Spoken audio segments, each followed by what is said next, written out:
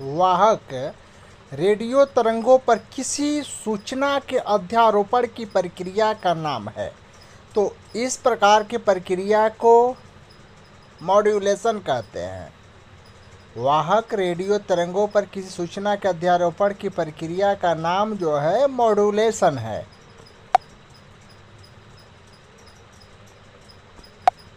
उपग्रह संचारण में विद्युत चुंबकीय तरंग का कौन सा भाग प्रयुक्त होता है? आंसर सूक्ष्म तरंगे। रेडियो एवं टेलीविज़न प्रसारण में सूचना संकेत का रूप होता है। तो ऑप्शन सी इसका सही आंसर होगा, एनालॉग सिग्नल। एच ऊंचाई के एंटीना से टीवी संकेत अधिकतम दूरी तक प्राप्त किए जा सकते हैं, वह है √2HR। ऑप्शन ए इसका सही जवाब होगा। टेलीविज़न संचारण में आमतौर से उपयुक्त आवृत्ति प्रास है, तो 30 से 300 मेगाहर्ट्ज। Option A.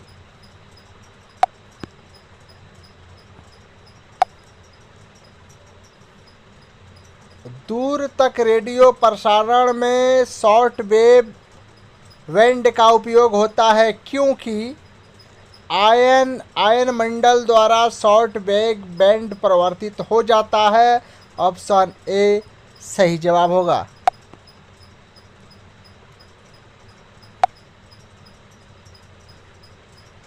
कर आयाम मॉड्यूलेशन में मॉड्यूलेशन सूचकांक है 0 से 1 के बीच। Option C.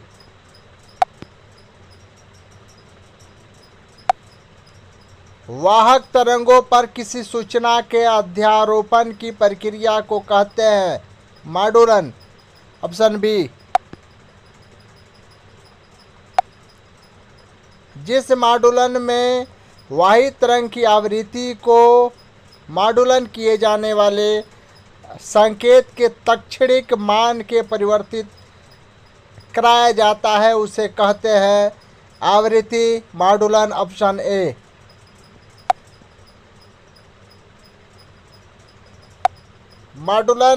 मॉड्यूलन के विपरीत प्रक्रिया को कहते हैं option A B modulation.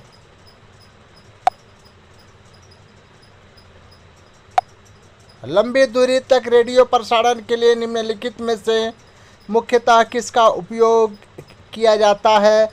Option C ion मंडलीय तरंगों का।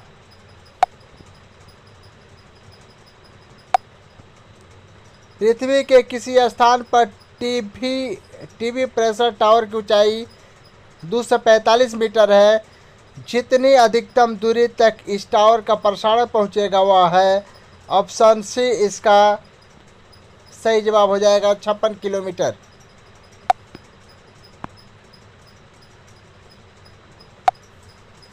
टीवी प्रसारण के लिए जिस आवृत्ति प्रास का उपयोग होता है वह है ऑप्शन सी 30 से 300 मेगाहर्ट्ज।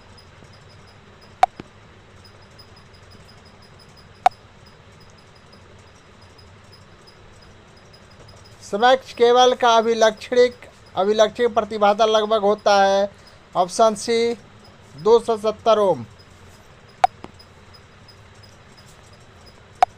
नियत आयाम का रेडियो तरंग निम्न में किससे उत्पादित होता है? ऑप्शन डी दोलित। अगला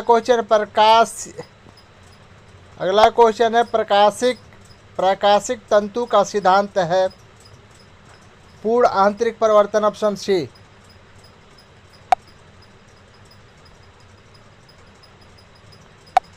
आयन मंडल के लिए क्रांतिक आवृत्ति एफसी होता है 9n² मैक्सिमम।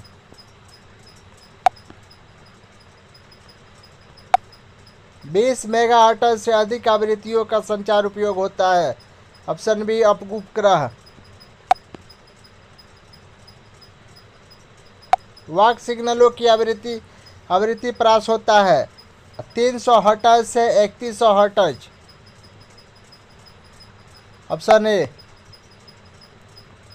अगला क्वेश्चन है, संगीत के प्रेषण के लिए वाद्य यंत्रों द्वारा उच्च आवृत्तियों के स्वर उत्पन्न करने के लिए बैंड चौड़ाई होती है 20 किलो हर्ट्ज।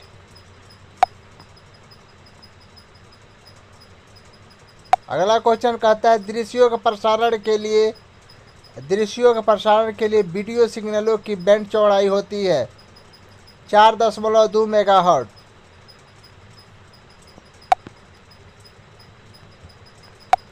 वैसी व्यवस्था जिसके अंतर्गत किसी विशाल एवं जटिल नेटवर्क से संयोजित दो या अधिक कंप्यूटरों के बीच हर प्रकार की सूचना का आदान प्रदान एवं संचार होता है, उसे कहते हैं। Option B internet.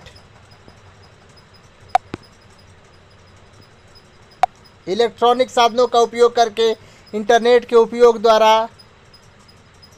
उपयोग द्वारा प्रोन्नत करना कहलाता है। Option B e commerce. अगला क्वेश्चन है, बादलों के द्वारा परिवर्तन होता है। ऑप्शन सी और किरणों का।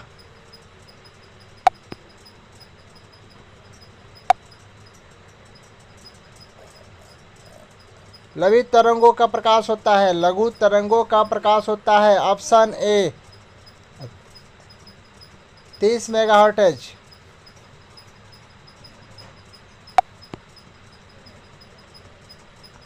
अगला क्वेश्चन है, तनुकरण का मापन किया जाता है। Option A decibel.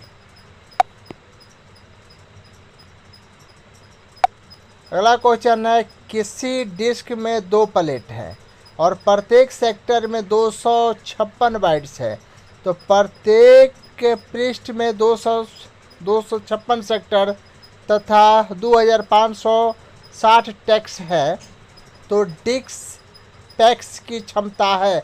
Option C 2560 गुणे 256 गुणे 256 गुणे 2 यूनिट।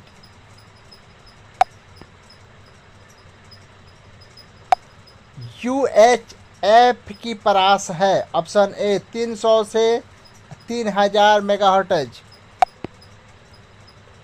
BER का अर्थ है बिट त्रुटि अनुपात। Option B.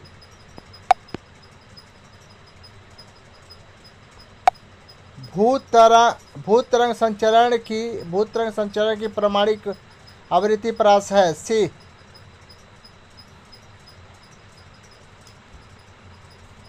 Greater than equal 1 megahertz. Option सी।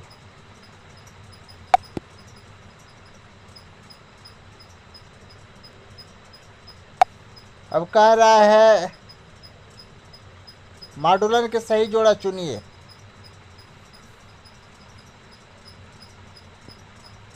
आयाम मॉड्यूलन।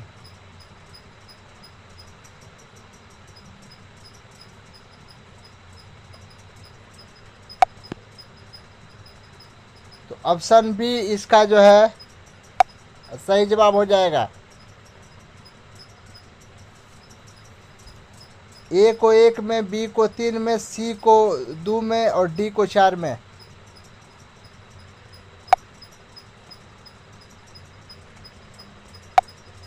स्काई वेव संचालित है। ऑप्शन सी आयन मंडल में संचरण पर। कह रहा है रेडियो तरंगों का परिवर्तन होता है। ऑप्शन ए आयनोस्फीयर से। अगला क्वेश्चन है, मॉड्यूलन कितने प्रकार के होता है। ऑप्शन डी 5 प्रकार का। संचार उपग्रह का आवर्तकाल है। ऑप्शन बी 24 घंटे। डिजिटल संकेत में संभव है 0 से 1। Option A. आंकिक द्वारा Na का सही सूत्र है Na equal to under root micro 1 का वर्ग माइनस माइक्रोन 2 का वर्ग अंडर रूट। अगला क्वेश्चन है, रडार तथा दूरसंचार में किस विद्युतीय चुंबकीय तरंग का उपयोग होता है? ऑप्शन ए माइक्रो तरंग। अगला क्वेश्चन है, किस स्थिति में प्रकाशीय तंतु संचरण प्रकाश की किरणों का बार बार पूर्ण आंतरिक परिवर्तन होता है? ऑप्शन ए आपतन कोण से बड़ा क्रांति कोण। अगला क्वेश्चन है, पृथ्वी तल पर d दूरी तक टेलीविजन सिग्नल प्रसारित करने के लिए प्रेषित एंटीना की आवश्यक ऊंचाई होती है? Option C h equal to d2/2r।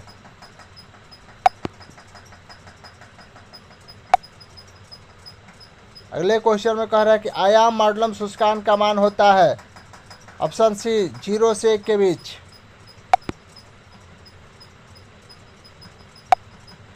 अगले प्रश्न में कह रहा है 500 हर्ट्ज के श्रव्य आवृत्ति के आयाम मॉडुलित तरंग के लिए उपयुक्त वाहक आवृत्ति होगी? Option D 50,000 hertz.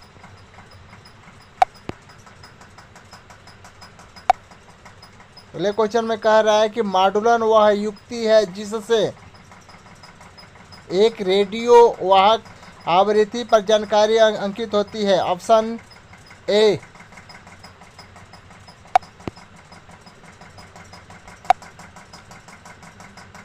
रेडियो तरंग का वेग होता है। ऑप्शन बी 3×10⁸ मीटर प्रति सेकंड। अगले क्वेश्चन में कह रहा है विरूपण विहीन मॉडुलित का सर्वाधिक प्रतिशत है? 100%। Option A. अगले क्वेश्चन में कह रहे आयाम मॉडुलित में वाहक तरंग होता है? ऑप्शन सी आयाम मॉडुलित वोल्टेज के अनुसार बदलता है।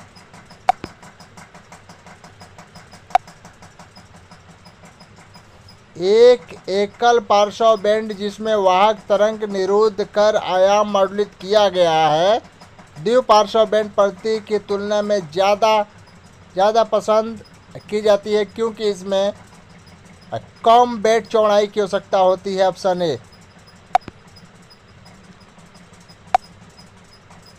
एक सिग्नल जिसकी बैंड चौड़ाई 300 से 3400 हर्ट्ज है तो 108 किलो हर्ट्ज की वाहक तरंग की आयाम मॉडुलित करता है तो आयाम मॉडुलित तरंग की बैंड चौड़ाई होगी? Option B 6800 hertz 6800 hertz.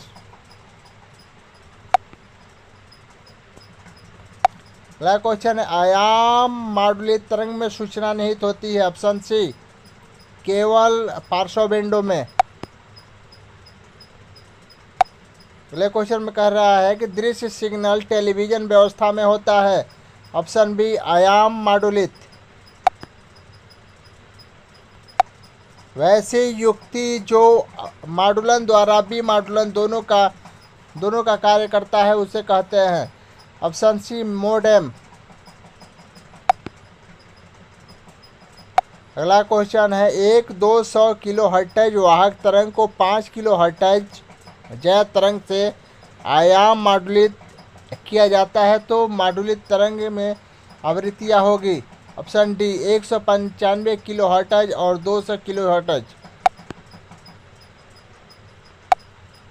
वैसे युक्ति जिसकी संक्षिप्ति वोधन विकिरण के उद्दीपित उत्सर्जन द्वारा माइक्रो तरंगों का प्रवर्धन है जिसमें समष्टि प्रतिलोमन की क्रिया होती है कहा जाता है? Option D maser. एक एक सिनुसाइडल आयाम मॉड्यूलित तरंग का मॉड्यूलन घटक का मान होता है AC प्रति EM। Option D.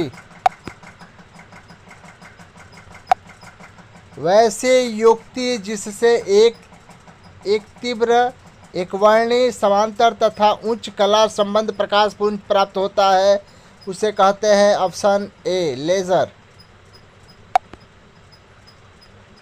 आयन मंडल में उपस्थित आयन है केवल धन आयन। Option A.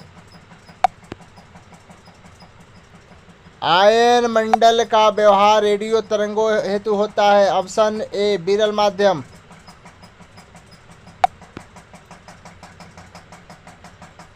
संचार में संचरण केवल उन आकाशीय तरंग सिग्नल द्वारा संभव है। Option A. अगला क्वेश्चन है माइक्रो तरंगों की आवृत्ति होती है। ऑप्शन ए रेडियो आवृत्ति से अधिक। भूत तरंगों का ध्रुवण होता है पृथ्वी तल से। ऑप्शन सी लंबवत। अगला क्वेश्चन कह रहा है प्रकाशीय संचार में प्रयुक्त तंतुओं को कोर का अपवर्तनांक उसको घेरने वाली परत से होता है। ऑप्शन ए अधिक।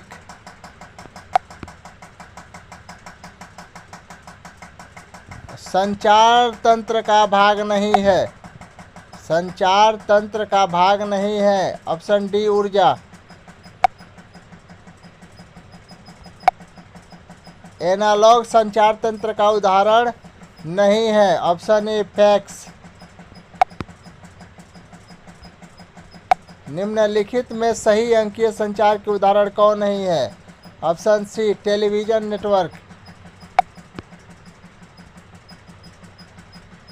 अगला क्वेश्चन है आयाम मॉड्यूलन का दोष नहीं है निर्गत सिग्नल चैनल की अधिक चौड़ाई।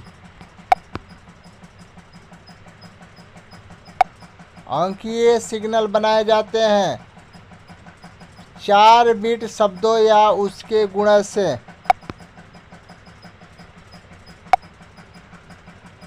दो 250 किलोमीटर से 400 किलोमीटर की दूरी के परत को कहते हैं एफ परत। Option A. भू स्थिर उपग्रह की ऊंचाई पृथ्वी तल से होती है। Option B 35,930 kilometre.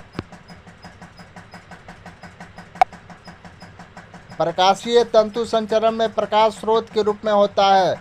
Option B laser या प्रकाश उत्सर्जक डायोड।